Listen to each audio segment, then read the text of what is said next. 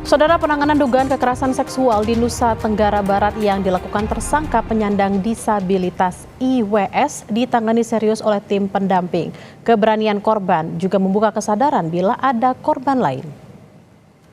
Komite Disabilitas yang mendampingi penyidik Polda NTB kemarin menegaskan penyandang disabilitas memiliki kemungkinan melakukan tindak pidana kekerasan seksual.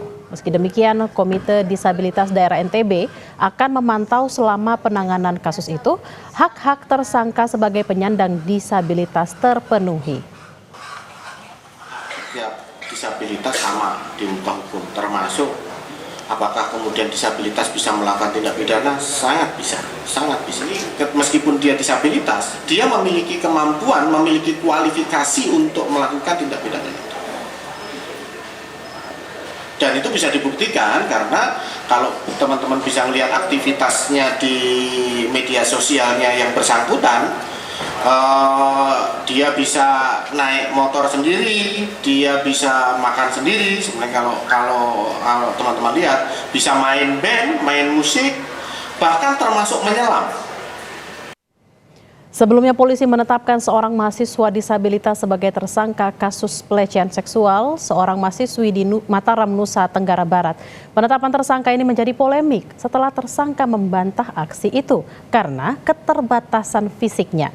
Tersangka yang kegiatan sehari-harinya dilakukan memakai kaki juga mengaku dijebak korban. Namun polisi menyatakan telah cukup bukti untuk menetapkan tersangka.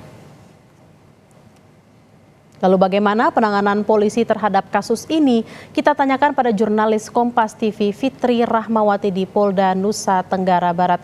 Fitri, bagaimana perkembangan penyelidikan kasus kekerasan seksual yang dilakukan oleh penyandang disabilitas? Apakah ada kemungkinan tambahan korban lain, Fitri? Ya, Bella dan juga saudara, saat ini saya tengah berada di Polda Nusa Tenggara Barat. Kami baru saja mendapat informasi langsung dari Direskrim Polda Nusa Tenggara Barat bahwa ada satu orang korban lagi yang melapor hari ini terkait kasus yang sama yang dilakukan oleh tersangka IWA ini. Dan saat ini aparat kepolisian di unit PPA tengah melakukan pemeriksaan terhadap korban.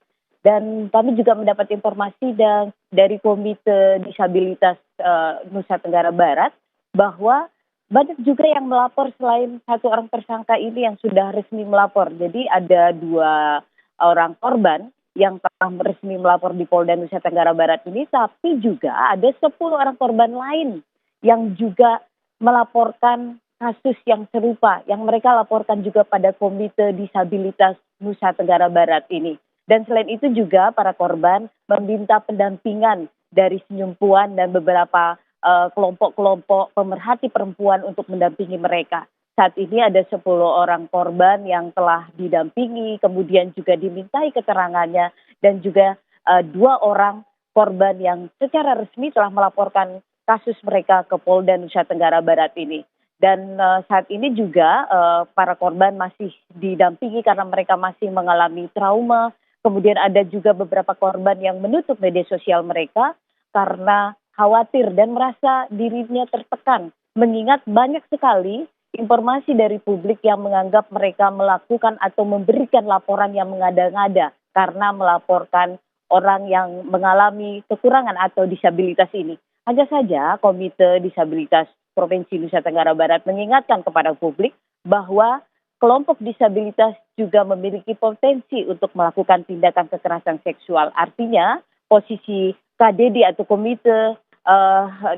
Komite Disabilitas Provinsi Nusa Tenggara Barat bukan pada posisi untuk membela tersangka atau pelaku, tetapi memastikan bahwa tersangka mendapatkan hak-haknya dalam proses hukum ini.